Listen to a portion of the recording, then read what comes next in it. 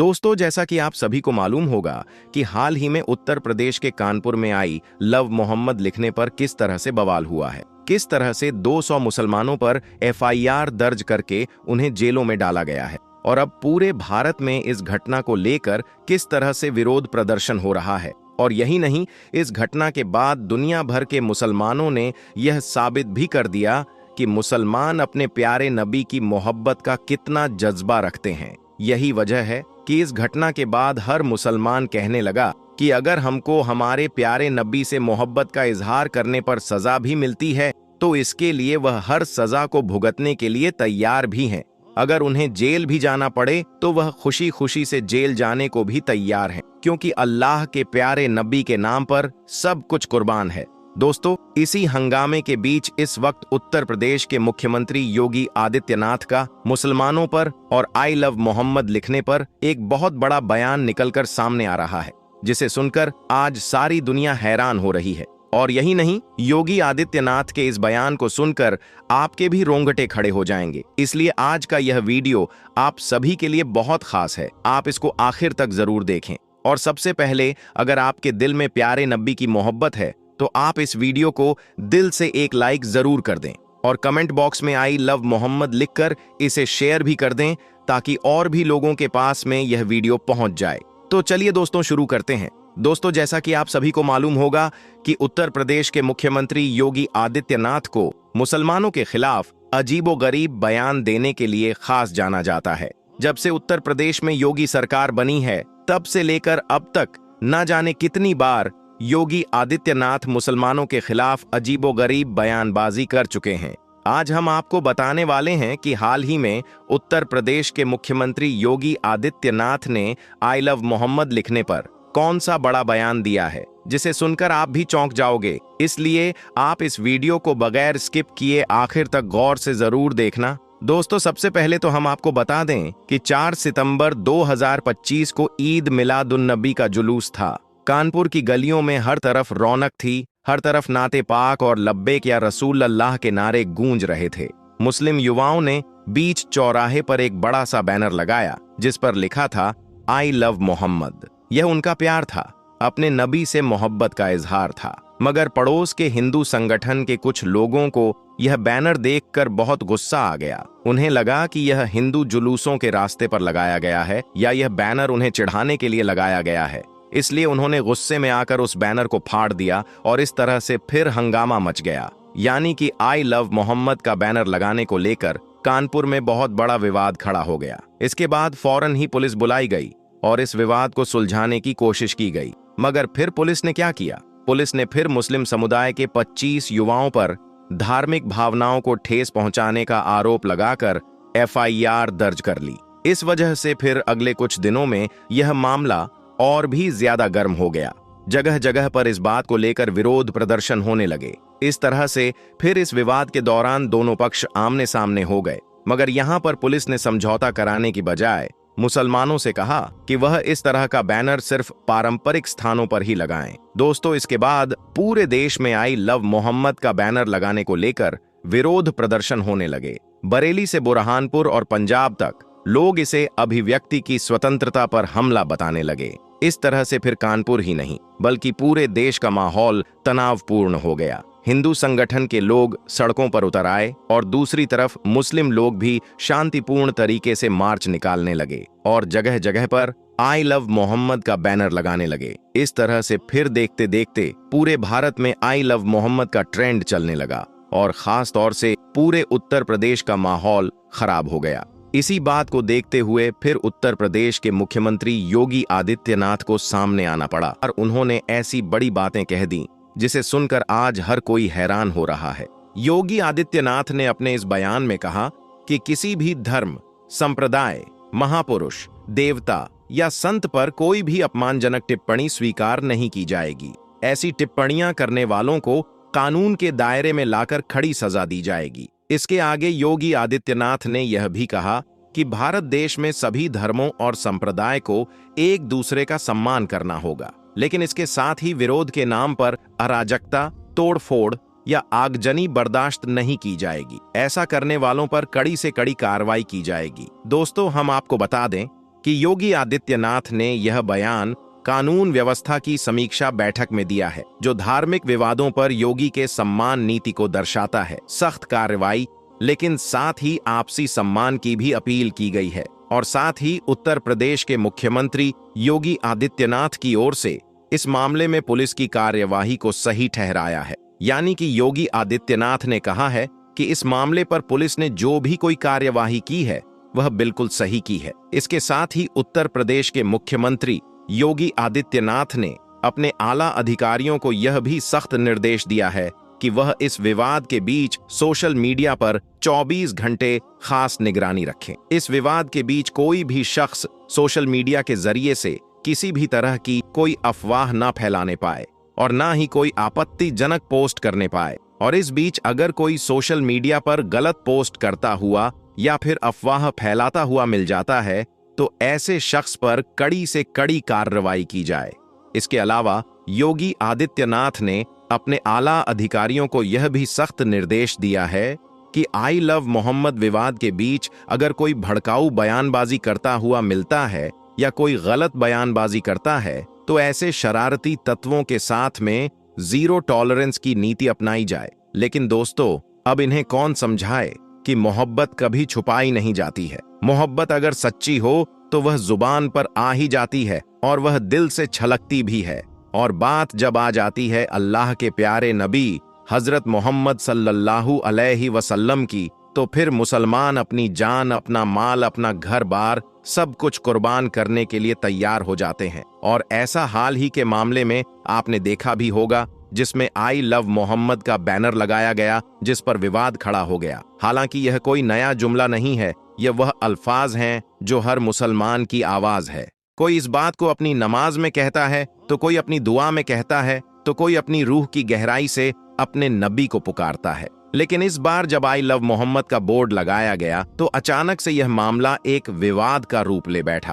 फिर पुलिस और प्रशासन की तरफ से कहा गया कि यह एक नया रिवाज है और ऐसा करने से दूसरे धर्म के लोगों की भावनाओं को ठेस पहुंचती है और इससे सांप्रदायिक सौहार्द भी बिगड़ सकता है। पुलिस ने ऐसा कहकर पहले तो मुसलमानों से आई लव मोहम्मद का बोर्ड हटाने को कहा, लेकिन फिर जब मुसलमानों ने बोर्ड नहीं हटाया तो फिर पुलिस ने खुद ही बोर्ड और तंबू दोनों को उखाड़ दिया। और यही नहीं, फिर यूपी पुलिस ने तकरीबन 25 मुसलमानों पर मुकदमा भी दर्ज कर लिया, जिनमें से 9 लोगों के नाम साफ साफ लिखे गए, जबकि बाकी के 15 लोगों को अज्ञात बताकर मुकदमा दर्ज किया गया। अब दोस्तों, आप जरा सोचिए कि यहाँ पर मामला सिर्फ इतना था कि कुछ लोगों ने अपने प्यारे नबी की मोहब्बत का इजहार किया, जिससे ना कोई हिंसा हुई, ना कोई लड़ाई झगड़ा हुआ, ना किसी को गाली दी गई। बस सिर्फ एक बोर्ड लगाया गया जिस पर लिखा था आई लव मोहम्मद। मगर इस इजहार पर भी उत्तर प्रदेश में मुकदमा दर्ज हो गया।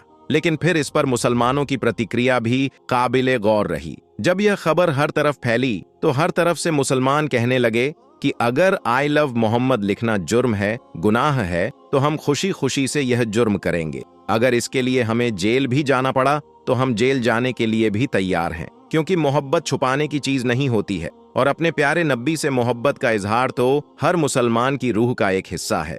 दोस्तों, कानपुर की इस घटना के बाद पूरे देश में और पूरे सोशल मीडिया पर आई लव मोहम्मद की गूंज सुनाई देने लगी। लोग हर जगह पर यही लिखने लगे कि अब यह मामला कानपुर से निकलकर पूरे हिंदुस्तान में और फिर पूरी दुनिया में पहुंच गया। इसके बाद पुलिस प्रशासन ने सफाई देते हुए कहा कि यह एक नया रिवाज है और अब से सार्वजनिक स्थान पर ऐसा नहीं किया जाएगा। लेकिन यहाँ पर सोचने वाली बात यह है कि अब मोहब्बत के इजहार के लिए भी इजाजत लेने की जरूरत होगी। हालांकि भारत का संविधान हर इंसान को अपने धर्म की आजादी देता है। हर शख्स को यह अधिकार है कि वह अपने धर्म का प्रचार प्रसार करे, उसका पालन करे और उसे दूसरों तक पहुंचाए। मुसलमान अगर अपने नबी से मोहब्बत करता है तो यह उसका हक है।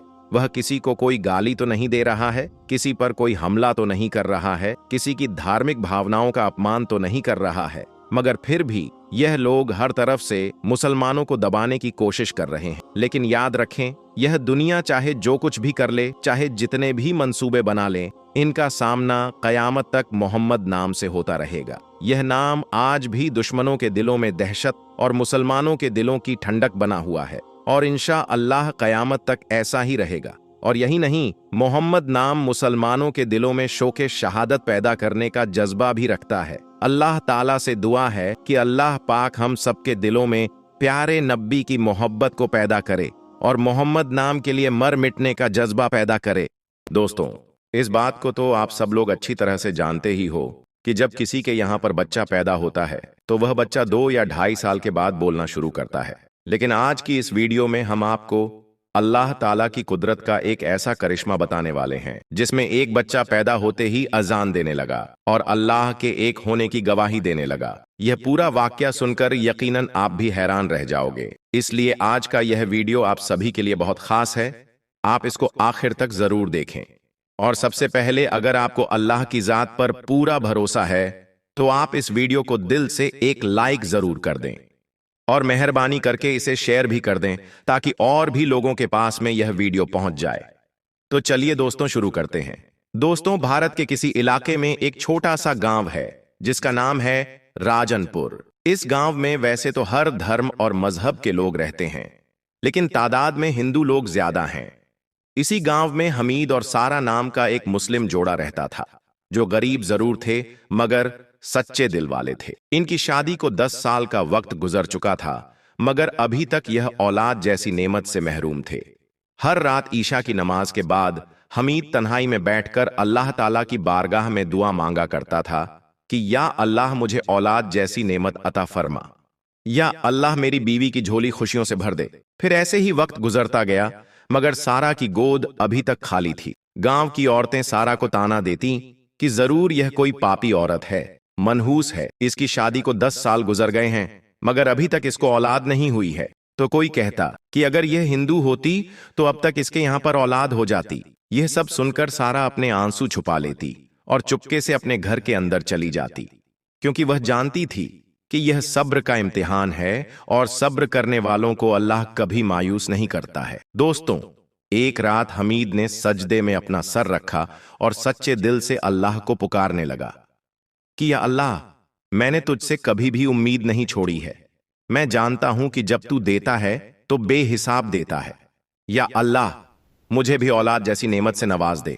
खैर, फिर इसी तरह से कई दिन और गुजर गए मगर अभी तक इनके यहां पर कोई भी औलाद ना हुई। फिर एक रोज हमीद और सारा की मुलाकात गांव के इमाम साहब से हुई। उन्होंने कहा कि बेटा, सदका दो, किसी भी जरूरतमंद की मदद करो, चाहे वह हिंदू हो या मुसलमान। अल्लाह गरीबों की मदद करने वालों को बहुत पसंद करता है। इमाम साहब ने कहा, अगर तुम्हारे अच्छे किरदार से किसी का दिल रोशन हो जाए तो वह तुम्हारे लिए दुआ जरूर करेगा, और कौन जानता है कि वही दुआ तुम्हारे हक में कबूल हो जाए। इसके बाद हमीद और सारा ने इमाम साहब की नसीहत को दिल से अपना लिया। अब वह अपनी मामूली आमदनी में से थोड़ा थोड़ा पैसा बचाकर कभी किसी भूखे को खाना खिला देते थे तो कभी किसी गरीब को कपड़ा पहना देते थे। मगर दूसरी तरफ लोगों की जुबान चलती रही, लोगों के ताने जारी रहे, मगर इस जोड़े ने कभी भी अपनी उम्मीद के दिए को बुझने ना दिया। दोस्तों, फिर एक रात अचानक से सारा की तबीयत बिगड़ गई। ये देखकर हमीद बहुत घबरा गया और फौरन ही वह सारा को एक करीबी हॉस्पिटल में ले गया, जहां पर डॉक्टरों ने सारा की कई तरह की जांचें की। रिपोर्ट देखकर डॉक्टरों ने कहा, मुबारक हो, आपकी बीवी उम्मीद से है, यानी कि प्रेग्नेंट है। यह सुनकर हमीद खुशी से उछल पड़ा। हमीद की आंखों में खुशी और सजदाए शुक्र एक साथ उतर आए। यह सुनकर सारा की आंखें भी आंसुओं से भीग गई और वह भी दिल ही दिल में अल्लाह का शुक्र अदा करने लगी। इसके बाद सारा और हमीद खुशी खुशी अपने घर लौटे और घर आकर अपने आस पड़ोस के लोगों को यह खुशखबरी सुनाई। यह सुनकर किसी ने इन्हें दुआ दी कि अल्लाह इन्हें ढेर सारी खुशियां दे, तो किसी ने जलन में ताना मारा कि पता नहीं ये पाप किसका है और इनका यह बच्चा ठहरेगा या नहीं। खैर दोस्तों, अब वक्त गुजरता गया, यहां तक कि बच्चे की पैदाइश का आखिरी वक्त भी आ गया जिसका बरसों से इंतजार था। एक रात अचानक से सारा के पेट में दर्द होने लगा तो हमीद जल्दी करके सारा को एक करीबी हॉस्पिटल में ले गया। हॉस्पिटल में जाते ही सारा को भर्ती कर लिया गया। अब हमीद बाहर बैठा हुआ तस्बीह के दाने घुमा रहा था और दिल ही दिल में अल्लाह से एक ही दुआ कर रहा था, या अल्लाह, मेरी बीवी और बच्चे की हिफाजत फरमा। फिर डॉक्टरों ने देखा कि बच्चा उल्टी पोजीशन में है, इसलिए नॉर्मल डिलीवरी नहीं हो सकती है। इसके बाद फौरन ही सारा का ऑपरेशन किया जाने लगा। अब इधर बाहर बैठा हुआ हमीद दिल ही दिल में अल्लाह से दुआ कर रहा था। इतने में अचानक से हमीद ने एक बच्चे की रोने की आवाज में अजान को सुनी। यह सुनकर हमीद हैरान रह गया। फिर करीब 1 घंटे बाद एक नर्स बाहर आई। उसके चेहरे पर हैरानी थी। उसने आकर कहा कि आप अंदर आ जाइए, मगर शोर ना करें। हमीद ने जल्दी से अपने कदम आगे बढ़ाए। अंदर जाकर देखा कि सारा बेहोशी की हालत में है और एक डॉक्टर की गोद में एक नन्हा सा बच्चा है, जिसकी आवाज कुछ अलग तरह की थी। उसके मासूम होठों से वह आवाज निकल रही थी जो किसी और बच्चों की तरह ना थी। वो नन्हा बच्चा रो रहा था, मगर उसके रोने की आवाज में अजान की आवाज बाहर निकल रही थी। यह देखकर सारे डॉक्टर और नर्स भी हैरानी से उस बच्चे की तरफ देख रहे थे। इसके बाद डॉक्टर ने बच्चे को हमीद की तरफ बढ़ाते हुए कहा, मुबारक हो, आपका बच्चा मुकम्मल तौर पर सेहतमंद है, मगर इसकी आवाज हैरान करने वाली है। हमीद के हाथ कांप रहे थे। उसने फौरन ही अपने बच्चे को उठाया। उसे ऐसा लग रहा था जैसे उसने कोई इलाही अमानत थाम ली हो। फिर हमीद ने अपने दिल ही दिल में सजदाए शुक्र अदा किया और अपने बच्चे को सीने से लगा लिया। दूसरी तरफ सारे डॉक्टर और नर्स उस बच्चे को हैरानी से देख रहे थे और बातें कर रहे थे कि यह इनका कोई जादू तो नहीं है, कहीं इनकी यह कोई चाल तो नहीं है। मगर सच तो यह था कि यह बच्चा कुदरत का एक करिश्मा था। खैर, फिर थोड़ी देर के बाद बच्चे की आवाज धीरे धीरे थम गई। फिर जब सारा को होश आया तो उसने पूछा कि मेरा बच्चा कहाँ है। हमीद ने फौरन ही बच्चे को उसे दे दिया और कहा कि तुम्हारा यह बच्चा कुछ अजीब तरह से रोया है। इसके रोने की आवाज में अजान की आवाज बाहर आ रही है। यह सुनकर सारा की आंखें आंसुओं से तर हो गईं। फिर उसने फौरन ही अपने बच्चे को सीने से लगा लिया और कहा कि या अल्लाह, तेरा शुक्र है, तूने मुझे इस काबिल समझा। यह जो कुछ भी है यह सब तेरा करम है। दोस्तों, अब जैसे ही यह खबर बाहर निकली कि फलां हॉस्पिटल में एक अजीब बच्चा पैदा हुआ है जो पैदा होते ही अजान दे रहा है, तो यह सुनकर गांव के सारे लोग, जिनमें हिंदू भी थे और मुसलमान भी थे, वह सब भी हॉस्पिटल में पहुंच गए। हिंदुओं में शक था। वह कह रहे थे कि यह कोई जादू है, जबकि मुसलमानों को अपने अल्लाह पर पूरा भरोसा था। वह कह रहे थे कि अल्लाह की जात बहुत बड़ी है, अल्लाह चाहे तो कुछ भी हो सकता है। खैर, फिर 2 दिन के बाद इनको हॉस्पिटल से छुट्टी दे दी गई। अब हमीद और सारा जैसे ही अपने घर पहुंचे तो यह बात हर तरफ फैल गई कि हमीद के घर पर एक करामाती बच्चा पैदा हुआ है जो पैदा होते ही अजान देने लगा है। यह सुनकर कुछ लोग इन्हें मुबारकबाद देने के लिए आए तो कुछ लोग सिर्फ इस करामाती बच्चे को देखने के लिए आने लगे। और यही नहीं, गांव के कुछ बुजुर्ग भी इस बच्चे को देखने के लिए हमीद के घर आए। उनमें से किसी ने इस बच्चे को भगवान का चमत्कार कहा तो किसी ने अल्लाह का अनमोल तोहफा कहा। मगर इनके बीच में एक ऐसा हिंदू शख्स भी था जिसको यह सब ढोंग लग रहा था। वह जगह जगह पर कहने लगा कि यह सब एक ड्रामा है, हमीद यह सब शोहरत पाने के लिए कर रहा है। मगर फिर जब वह खुद हुसैन को देखने के लिए आया तो उनकी आंखों के सामने एक मासूम बच्चा था जो अपनी मां की गोद में खामोशी से सोया हुआ था। ना ही कोई आवाज थी और ना ही कोई चमक थी। वो हिंदू शख्स अपने तंज भरे लहजे में कहने लगा, बस यही है तुम्हारी करामात? और वह मुस्कुराता हुआ चलने लगा। इतने में उस बच्चे ने रोना शुरू कर दिया। उसके रोने की आवाज में अजान की मधुर आवाज गूंजने लगी। यह सुनकर वो हिंदू शख्स हैरान रह गया और फौरन ही घर से निकल गया। दोस्तों, फिर कुछ दिनों के बाद गांव के इमाम साहब ने मस्जिद से ऐलान किया कि इस करामाती बच्चे का अकीका किया जाएगा। लिहाजा गांव के तमाम लोगों को दावत दी गई। फिर जब अकीके का दिन आया तो नजारा वाकई काबिले तारीफ था। मस्जिद के आंगन में मुसलमानों के साथ साथ गांव के बहुत सारे हिंदू भी तशरीफ लाए। अब एक तरफ बकरे का गोश्त पक रहा था तो दूसरी तरफ सब्जी और दालें पक रही थीं, ताकि जो मेहमान गोश्त ना खाते हों वह भी खुद को मेहमान महसूस कर सकें। फिर सबने खाना खाया और बच्चे को दुआएं दी। अब हर शख्स उस बच्चे को देखना चाहता था, उसे महसूस करना चाहता था कि तभी अचानक से हुसैन ने एक बार फिर से अपनी जुबान से अजान की आवाज को निकालना शुरू कर दिया। यह सुनकर पूरी महफिल खामोश हो गई। इमाम साहब की आंखें छलक पड़ीं।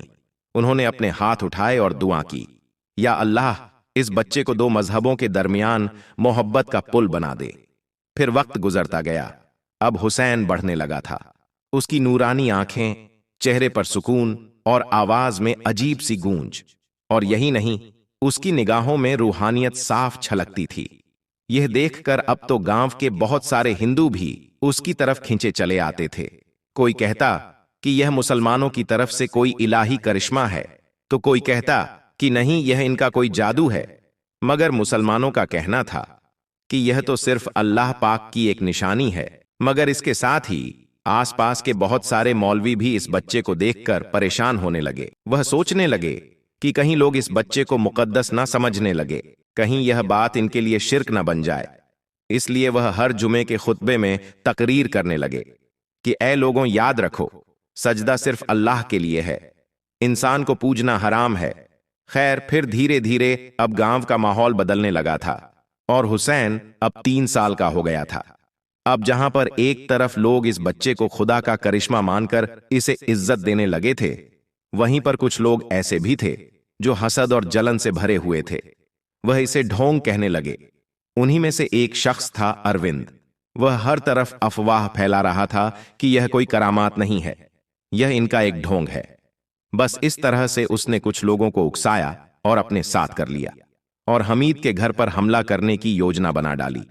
मगर फिर जब वह लोग हमीद के घर के करीब पहुंचे, तभी हुसैन की आवाज उनके कानों में गूंजने लगी, जैसे कोई कसीदा या नज्म पढ़ी जा रही हो। लफ्ज तो साफ नहीं थे, मगर उसमें एक रूहानी सुकून था। अब वह लोग जो गुस्से से भरकर आए थे, वह बेबस होकर खामोशी से वापस लौट गए, जैसे किसी ने इनके दिलों को छू लिया हो। मगर फिर एक रोज ऐसा हुआ कि हुसैन अचानक से बीमार हो गया। फौरन ही उसे हॉस्पिटल ले जाया गया।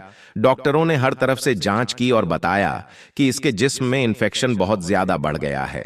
इसके बाद हुसैन को आईसीयू में भर्ती किया गया। यह देखकर हमीद और सारा की आंखों में सिर्फ एक ही चीज थी, और वह थी आंसू और दुआ। वो हॉस्पिटल की गलियारों में सजदे में गिरकर दुआएं कर रहे थे। और यही नहीं, साथ ही गांव के हिंदू और मुसलमान भी कंधे से कंधा मिलाकर इस मासूम बच्चे की सलामती के लिए दुआ मांग रहे थे।